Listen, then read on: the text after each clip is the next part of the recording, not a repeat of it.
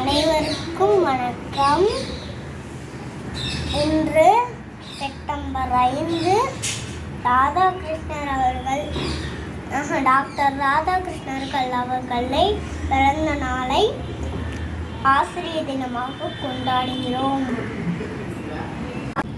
இதோ என் ஆசிரியர்களுக்காக.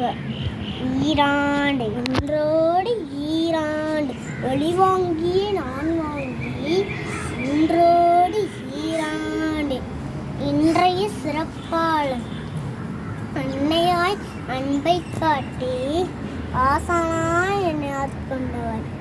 இறைவனுக்கும் முன்னிற்கும் ஈன்றோருக்கு இணையானவர்.